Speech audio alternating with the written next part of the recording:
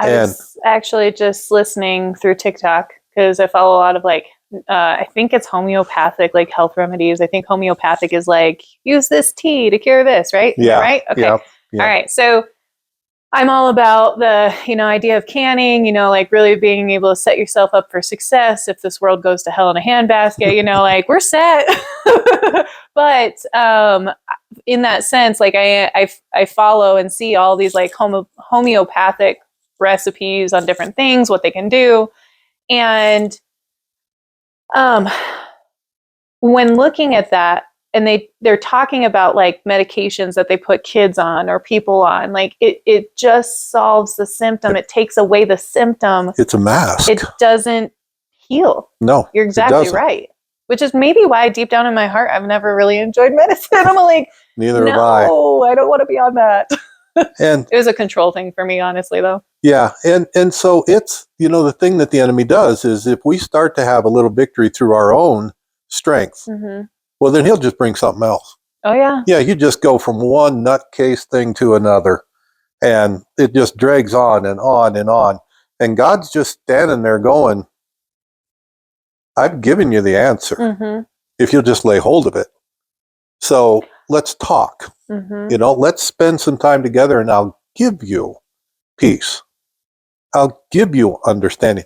One of the Proverbs that I've memorized was Proverbs 2, verses 1 through 4, and it says, my son, if you listen to my words and you store up my commands within you, turning your ear to wisdom and applying your heart to understanding, and if you call out for insight and you cry aloud for understanding,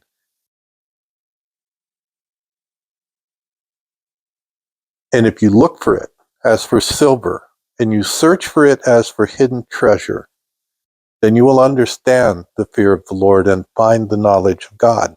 Now, it takes an investment on our side. We have to search. We have to look.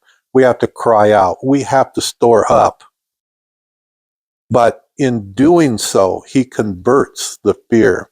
He converts the weakness. He teaches us that we're more than what we've ever known. And thus, the symptoms start to disappear because that core problem, the fear, the insecurities, and the like start to disappear because God starts to take the place.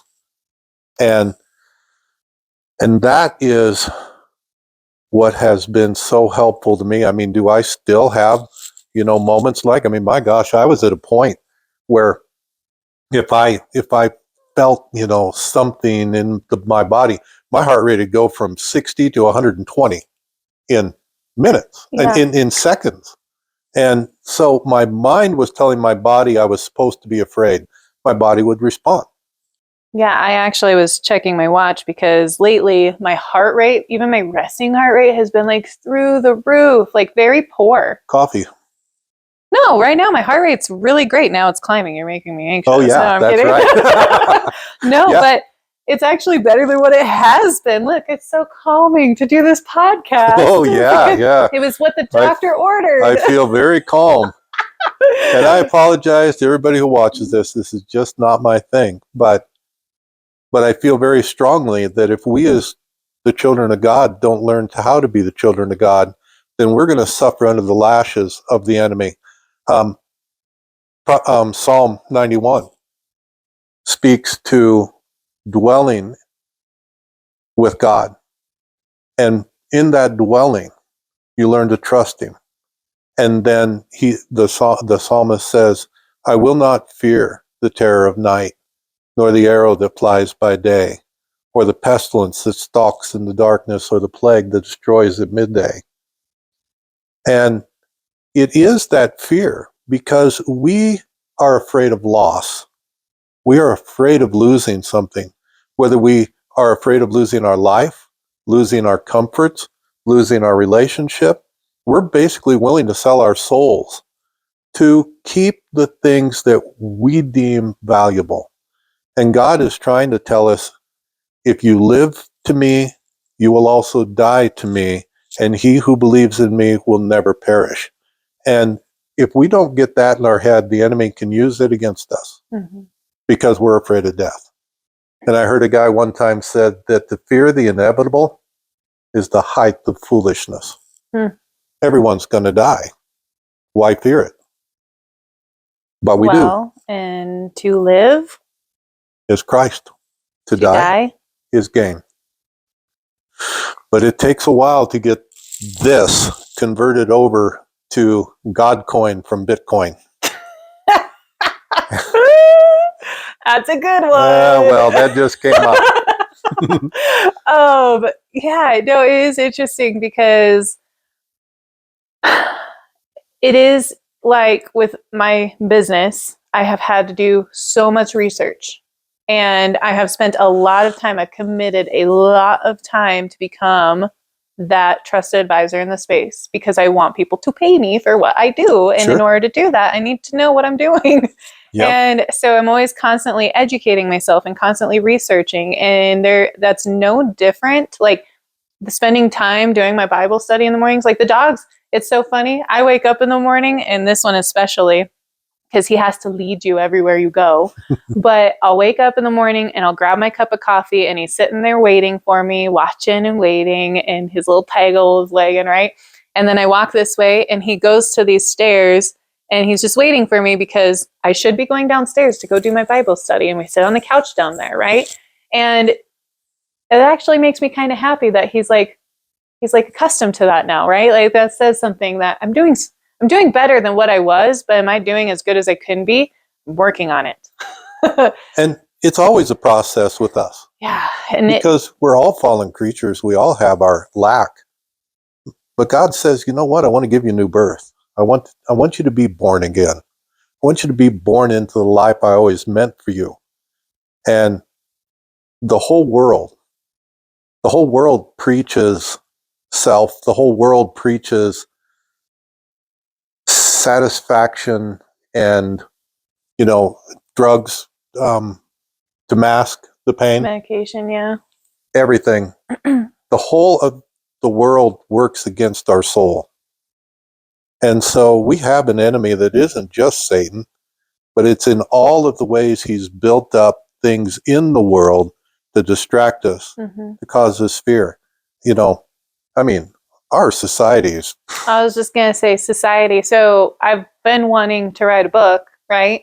And the name that keeps coming up to me is Society Says. Like the Simon Says game? That's a good Society title. Says, rub your head. Society says, jump on one foot. Touch your nose. Oh, society didn't tell you. Yes. And so you're out of game. But to that point, there was two things that came up to me for that. So the first one was, yes, the society says. I'm thinking of the other one. One of them, when you were talking about just living. Two. Okay, I got it. Whew, took me a second. Okay, the first one was the fact of like you talking about the Psalms and like just living the Christ life and not being afraid to do that, basically. One of the biggest things that pointed out to me, we were having a conversation and I said, I'm in social media, right? Like I network through social media. I am my real self through social media. I'm all about being authentic. That's how I connect with people. That's how I've built my relationships. And here I am not talking about politics because Lord knows you're going to scare people away with whatever way you lean or not lean, whatever. But so that's like something you avoid. Religion is something you avoid because it's controversial, right? So I told Dad, which broke my heart. I said, because it just came out of my mouth naturally. I said, I talk about God, but I don't talk about God. And I was all like, oh, I don't like that. I don't like that at all. Well, and do you see what society's doing? Society says. Yes. Do not speak of God. But society says you may speak of transgenderism. You may speak of homosexuality. You brought God and politics into it. Budweiser. But do you see? Society says you may speak of all these things. But what are those things? Oh, yeah. Well, and that's a perfect example is like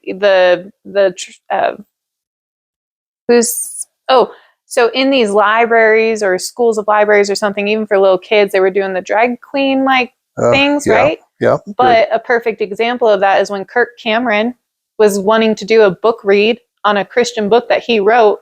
Oh, heaven forbid. Oh, yeah. We can't have that. We Yeah. can't have that. Society says God must be destroyed, and anything you get from God must be destroyed, and anyone who stands for God must be destroyed. Now, why do you think that is?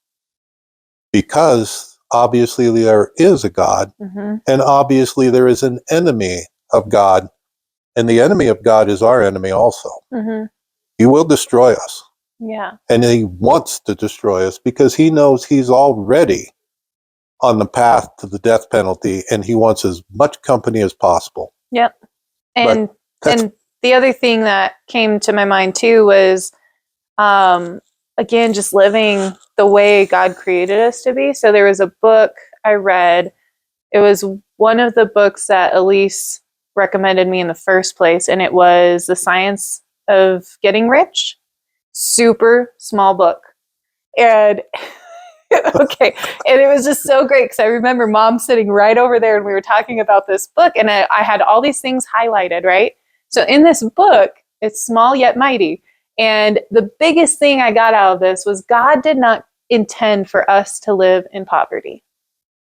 And that was the core. That was like what set in for me. He did not intend for us to live in poverty. And so therefore, like, we can go out and do all of these great things and be rich in so many ways. And I'm not just talking about now I make $1 million a week. Like, oh, great. It's what are you doing with that? Like, I have this beautiful house. I have these awesome dogs. I have a great husband. Like, I have so much that money can't buy. And even if I had money, there is a woman out there that I am just in so awe of. She makes more money than most of us could even dream of. And all she cares about is, what am I supposed to do next? Like, what is God calling me to next? Because I'm not done, and it's not like she worries about the money, right? Yeah. And so that was the other thing that came to my mind, is like that little book. And I can remember highlighting a chunk of it. And it was basically talking about how God did not intend us to live in poverty.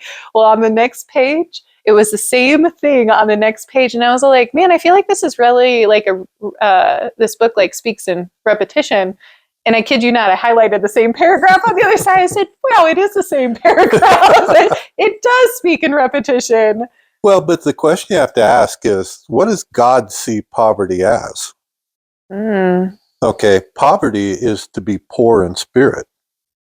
You can be, as the apostles, all of them except John were killed for their faith. The apostle Paul, all killed, different ways, run through with the sword, crucified, beheaded. Were they poor? No. They had more than most people have ever had. So what is poverty? Poverty comes from the inside. Poverty is, you can have, and it's shown often, rich people that blow their brains out. Why? Yeah. Because they are living in poverty, the poverty that matters, the poverty of the spirit. And so and yes, I believe that God wants us to be. He created us to live in a beautiful world. He created us to invest. He created us to achieve. He created us to have dreams. Oh, yes, sorry, but if you don't have him, you have nothing. Yes. Well, which is why it's like the things that money can't buy. And until you believe what you have is enough, it's really hard to grow and scale into that richness and to follow those dreams, because you're always going to be held back here saying, I wish I had. Yes. I wish I had. And the thing is there's an old, I think it's Danish proverb, that which is heaviest must weigh heaviest. So you can say something's important, but if it doesn't hold its weight in your life, then it really is not important. And so we can look at life, and society says that this is success. Society says this is poverty. Oh, wait, hold on. Keep going. Society says. Society says. And God says, generally, what God says is opposite. Society says, be number one. Break that roof, that glass ceiling. Do this, do work that. 80 hours a Yep. week in order to be To successful. achieve. Yep. And God says that you must die in order to live. Mm. You must serve. That he who serves is greatest. That the least shall be greatest and the greatest shall be least. God is opposite of society.